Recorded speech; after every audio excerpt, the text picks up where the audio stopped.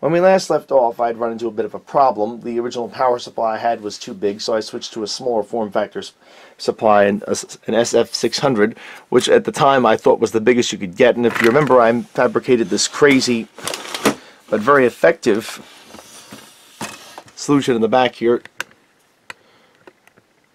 which I have to admit almost looks like a factory job, with these two pieces of metal to cover the holes left by the smaller power supply.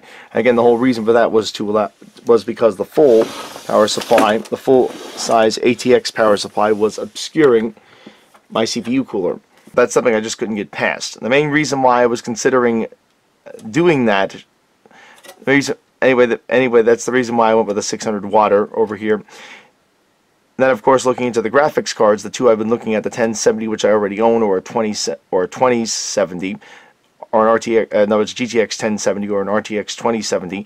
Both would have the same problem. Those particular graphics cards have a requirement of around 550 watts. They say minimal. The recommendation is 750. This again is a 600 watt power supply back here.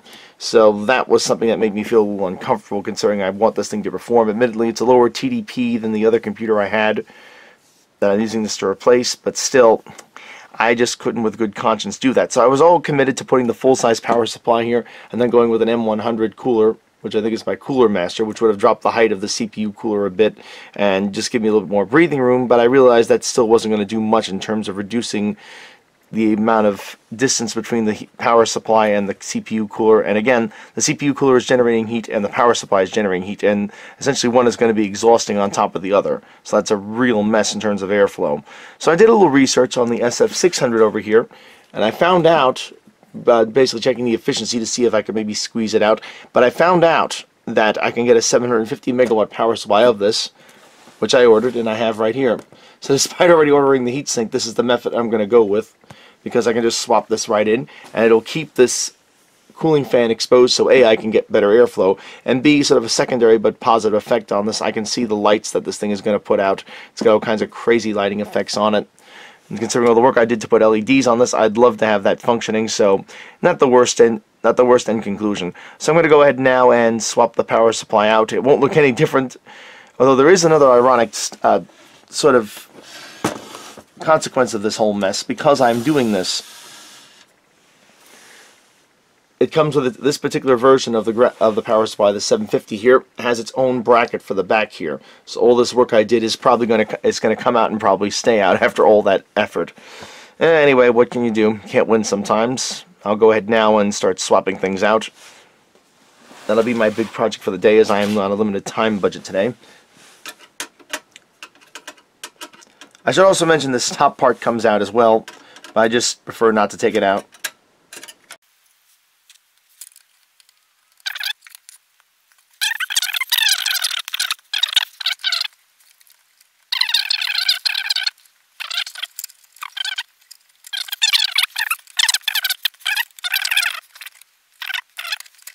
Might as well just borrow them from this. And let's now get this going here. So the first step is to get this bracket together. So I'm going to attach the bracket to this adapter to the small form factor power supply, like so. I'm going to use the screws that came with it. They didn't provide me, it appears, with screws to actually do the attachment here, but I'm going to use the case screws, since that's the standard power supply case screws that this thing comes with.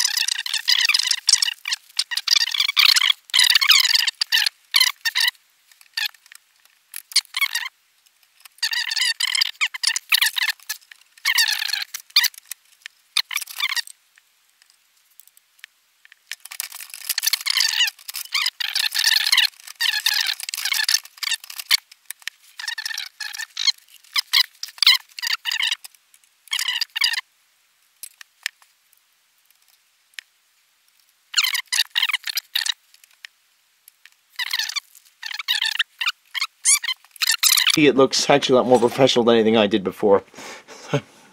Sometimes it doesn't pay to get out of bed, but what are you going to do?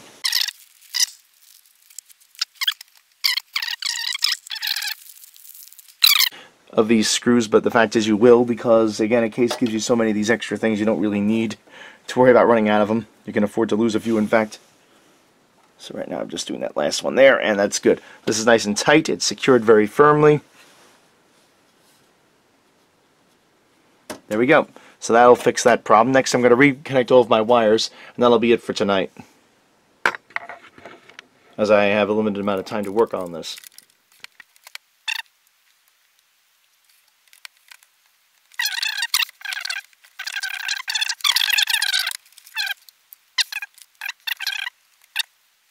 And this one through the very top screw there.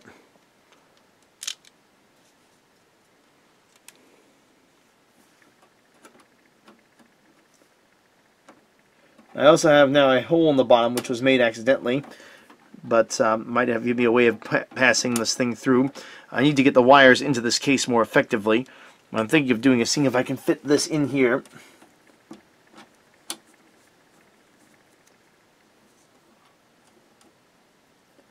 Yes, that looks like that would work.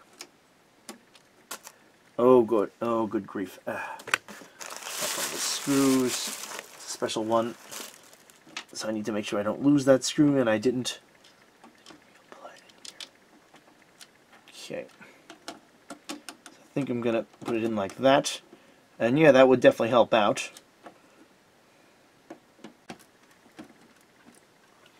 Alright, zip tie time.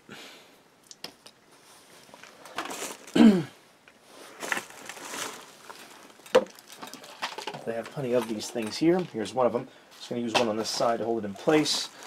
I don't like the sketch look to it, but I have no choice. It's either this or it doesn't get finished, and I need to get this thing finished eventually here.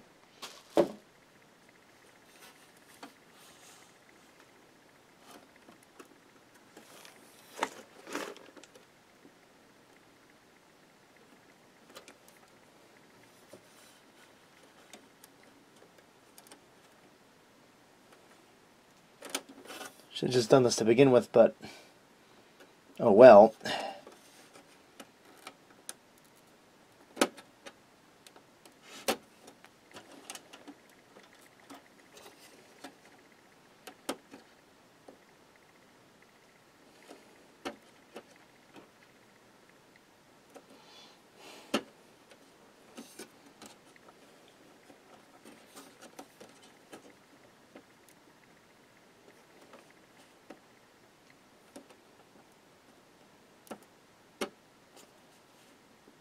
It's as tight as I possibly can to keep it from falling off again.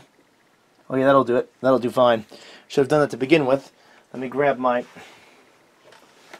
See if I have... Okay, I went ahead and did a second one of these. I'm going to use these wire strippers to cut them off. A little bit overkill for what I'm doing, but it will work, if not better. Just as good, if not better, than what I was going to use, which would have been a simple pair of snips. As long as I don't snip anything valuable on the motherboard itself. Right there. Perfect.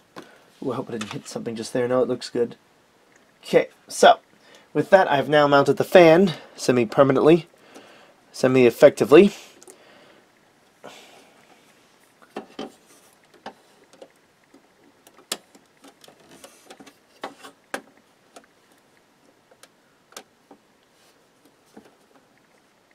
That'll be doing fine. Okay, so we're good with that. With that, now the fan has been mounted with a proper filter on it, nice and tight. It'll do its trick quite nicely. Yeah, they'll do fine in terms of the straightness. Now I just need to run this wire in here. This will be hooked in somehow to this. Not sure where I put the fan connection. Or I can actually... Ooh, this actually fixes the problem with me having to use the fan adapter bracket thing. I can actually now plug this right into the motherboard, it looks like, and let the software control it. That would be awesome if I can do that. Yep. Case fan too. Perfect. Ah! That is perfect. El perfecto. So just like that, I solved two problems. I now have a case fan plugged into the standoff, which is right behind it. I'll show you. Take off the tripod here. If you look on the back here, there is a case fan mount right behind case I unplug right behind where I mounted the fan. All I did was simply push it into that. So now the motherboard will control that fan. It won't run at full RPM, and I won't have to deal with having to figure out how to hook in a tuck this out of the way. Hook in a fan controller thing. So that'll make things a lot easier for me to finish this.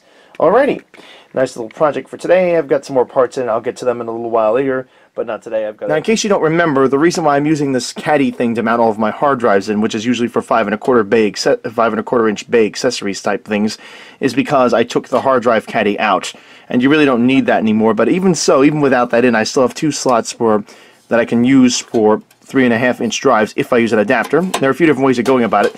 The old school method, and I'll show that to you briefly.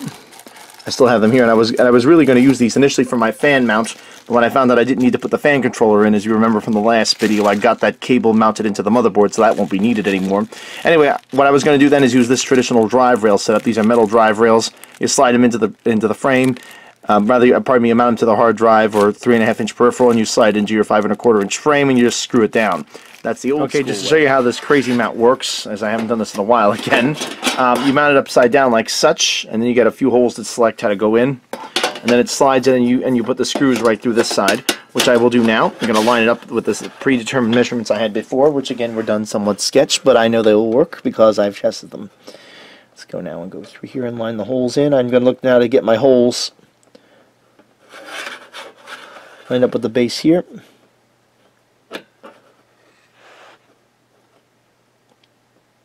Please tell me, get that in there. Yeah. Is that a hole? I gotta line that damn thing up right there. Oh, yeah, I think, yeah, I got it. Okay, so now I'm gonna grab my screwdriver again, and put these other 2 screws in here. Actually, I'm gonna use case screws for this. I think. Let me go and grab my kit screw package thingy in here. This again is not part of the actual drive itself. This is part of the case because of its unusual design to make all of this fit.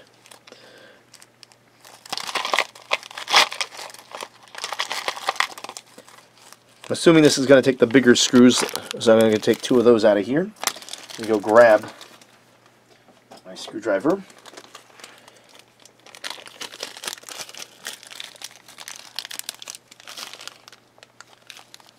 See which one of these works. It won't affect anything because this is just metal. I don't want to get any small metal fragments. That's the only thing I got to be careful with right here, because those fragments can, of course, cause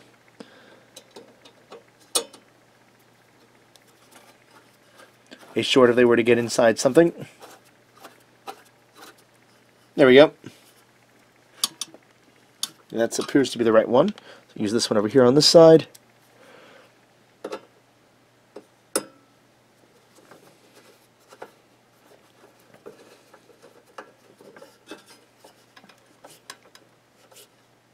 Okay, that's all done. So now I'm going to see about making the rest of this fit the way it should, which for some reason it won't. I think I got to use extended screws to make all of that poke through here. This is actually bent on the bottom. I don't know how these things always get bent. I bought one of these and it was bent over a noticeable amount of degrees. Why, I don't know.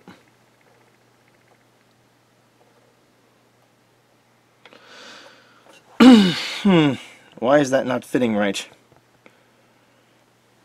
You gotta be kidding me. That's not exactly a tight fit here, to put it mildly. What the f...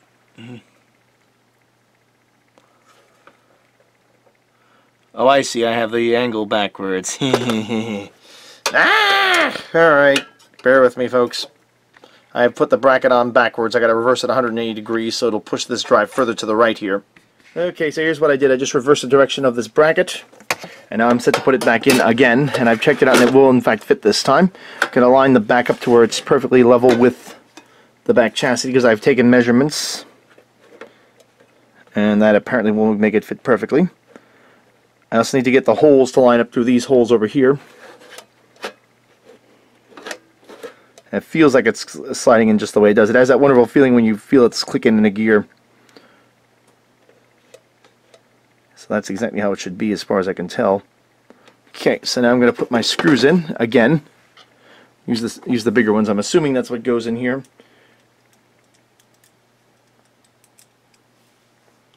Grab one of the case screws, and in we go.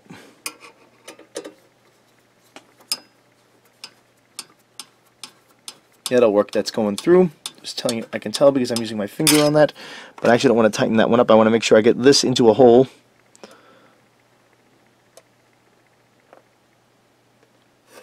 As such,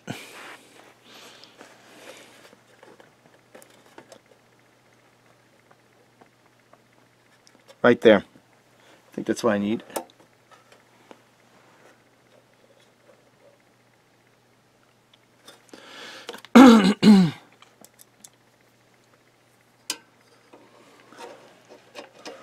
Okay, so I will now mount that screw down in there. As such, get this in place.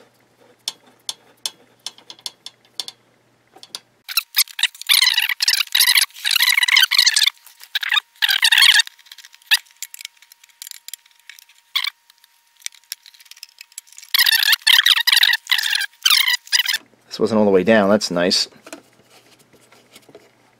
Okay, so that takes care of getting the optical drive in place. Next we're going to mount the hard drive, I think, down here. Okay, I wound up having to fall back to plan X, which was once again to use these metal brackets. For some reason that plastic bracket just won't fit on right, don't know why. But anyway, don't want to spend any more time on that, just want to get these things mounted. This will now go on the base connection right over here. I'm going to face this toward the rear of the unit, like so. Slides right in. Well, sort of. This is a little bit bent. These always, on these Thermaltake cases, there's always, this bottom bracket always seems to come bent in a little. I'm not sure if it's just from a design flaw or from how these things get shipped. Now I'm going to attach these. I don't have to worry about getting the screw height just right because, again, these are not screw type just right because these are not the official screws for this. I mean, I should say this is not the drive itself I'm securing. I'm just securing the actual cage to it so I can use it. I think I can just get away with using case screws. Only because I have so many of them left and I'd hate to have to break something open just to get a few lousy screws out.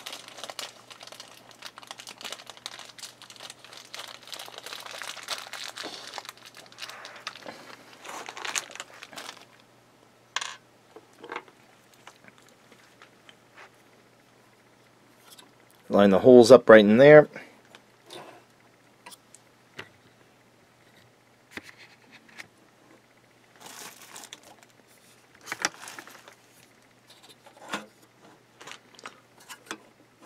And I'm going to just run the screws right through. Make sure it lines up with the rear one here. I can go a little bit further forward if need be. Yeah, that'll work. Perfect. So just do that one, and we'll see how that works. I hope it works the way I want it to. You piece of... Thank you. There we go. That's one screw in. That's not going to work. It's too big. Alright, I gotta dig out some other screws. Be right back with you. Okay, I found my comprehensive screw holder thingy. Gonna go and grab some case screws out of this, some SATA mount screw things, peripheral mount things, whatever you want to call them, out of this.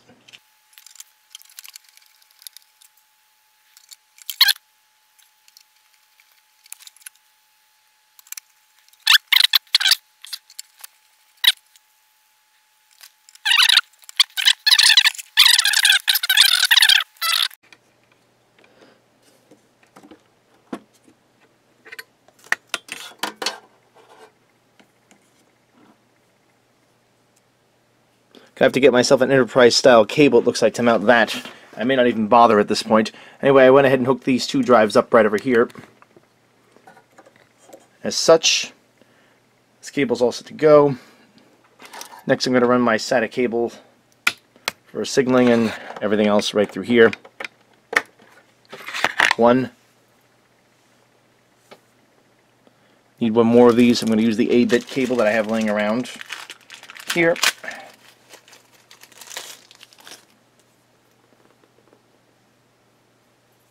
Goes right next to it below. And I'm going to have to pull this drive out and replace it with something that actually fits. That sucks. Or see if I can find a cable for it. Alrighty. Onwards and upwards. Upwards, hopefully. Okay, quick little update on this project. As you see here, I've pulled this span assembly off. As it turns out, there is actually a better M.2 slot. This thing goes right over with that area right over here, where you see the other M.2 slot. The reason why I did that is that this slot will give me more power than what I had before, so I'm going to use this. It's a faster interface. It also has a cooler. All you do is you undo the 2 screws that are on it. This is this armor plate thing that you saw before. Undo these 2 screws here and it comes right up. Then you peel off this heatsink compound thing and then place it back into position. Now, as for my hard drive, well, I found I can get an adapter for this, so I went ahead and ordered it, so that's going to wait for a while. It's actually sitting out there now as I decide to do some last-minute work on this. Once that adapter comes in, I can go and finally put this together. Okay, it has arrived. This is my Zotac Gaming RTX 2070 Mini Super, which I'm going to put into this computer. Again, with a computer this small, I'm kind of restricted to how big the card can be, so I opted for this mini job over here. The idea here is a little squeeze right in there, and won't take up much space. That's going to go down into here. So I'm going to get to work on fixing all this stuff right now, see if it fits in there. Hopefully it should go right in, and then I have to wait for an adapter to come in to plug in my hard drive. Once all that's in place, I can then finally get this thing running and start installing Windows, and then work on swapping the other computer out, as I've decided to make this. I don't know if I mentioned it, I think I did in my previous video. This is going to become my new primary gaming system, and the old secondary system next to my where I have my steering wheel plugged into is going to come over here, which of course is an older Ryzen from about 2 or 3 years ago. That's how I usually do it. I try to get as much life as I can out of my stuff. As for this computer over here, well, I'm not sure what I'm going to do with it as of right now. I got to see exactly what's wrong with it. I hate to have to get rid of that processor, which is such a beast, so I may try to find a motherboard for it, but for right now I'm going to swap it out. The wires. This might seem strange to hook these up before you install, but because this is a modular power supply, I can literally connect the wires to the card and then connect the wires to the power supply. The advantage of this is I don't have to worry about threading these wires into this tight little case here to make everything fit the way it's supposed to. So this is going to go now in that silver connection right over here, that silver PCIe connection, and I'm going to see about getting it to fit right. It should go right in, especially since I don't have the hard drive cage in place. So actually I do right over here. See, the hard drive cage is all mounted there. I'm still waiting for the adapter for this particular drive up there, which is an enterprise class. I have it on order. I don't know where it is. Until it arrives, though, I can't do anything. It might be at the post office now. I don't know. I'm going to have to go check on it again at some point in the future. Anyway, for right now, I'm going to put the card in place, then I'll put my adapter in here, then I'll hook everything up and try to get this thing to test fire, though it won't be tonight. I'm just trying to get more steps done here. Anyway, baby steps, baby steps. Alright, so as you can see, well, it's kind of hard to see, but I've wired in those plugs to the modular section of my power supply here, and I've connected the graphics card in place with the wires as well. I'm going to have to do some cable management, that'll come later. Again, I'm not done with this, I have more tweaking to do. The graphics card is now seated. I'm going to go ahead now and give this a test fire to make sure she still runs after all the work I did. I'm just going to give it a quick start. And as long as this thing kicks over, I should be in good shape. The next step will then come once I get my adapter in for this hard drive over here, is to get out of the hard drive spinning over, and then I'll have this computer up and running. From that point on, I can then go ahead and move this over to its new location, and then I can get the other computer up here. I'm going to tweak that one before it goes in place of my system over here, and yeah, then I'll be good to go again. I'll finally have a gaming system. This time a secondary one at least, so that I can do video editing on and stuff. Anyway, let's get going on this. I'm going to go ahead now, just connect it and fire it up. I won't show that. You've seen the drill on it. I just want to make sure I have a post. And once I can confirm this thing is still posting, I'm good to go. RTX 2070 card, or the RTX 2070 Mini rather. You can see the PCB really comes in handy here. As you see, I wouldn't have enough room to go all the way back here as my... Yeah, it actually probably would slip right past past my hard drive that I've installed there. But if we look right over here, let me get a little bit more light. This is kind of dim right over here. If you look right over here, the PCB only comes to this point from the graphics card. Normally it would go beyond this, although I think it would just slip past it. It'd be a little bit tricky to make it fit. But with this small graphics card, it just slips right in place. It works. So the next phase now is to do one or two minor things. Get my license for, see if I have a license, see about getting a license for Windows, and fire this thing up and install Windows on it. Note that that is not the Seagate hard drive I had in here, and well, it's because that one was deep sixed. It wouldn't roll over. So after all the work I did for the adapter and everything else, it didn't function right when I just noticed how tight this cable is. Anyway, I went ahead and replaced it with this Western Digital drive, and now I'm going to have to throw the whole assembly back in. What happened is I kept trying to install and initialize the drive. It would initially say initializing drive, and then it would go back to saying this drive is not available, the drive cannot be initialized, wrong command put in. So finally, after messing around with it, I messed around with this particular drive, I should say, and I found out that the SATA cable in this case was the problem with it. So I'm hoping I didn't just ruin this now because it's kind of tight right there. I just noticed how snug that is. So I'm going to go ahead now and put this down before I break anything. Oh boy. Anyway, I've now installed a new Western Digital drive, and that's what's going to take over. This is an 8 terabyte as opposed to a 6, so I'll gain a little bit more capacity. Onwards and upwards. I have to now see about getting that other thing sent back.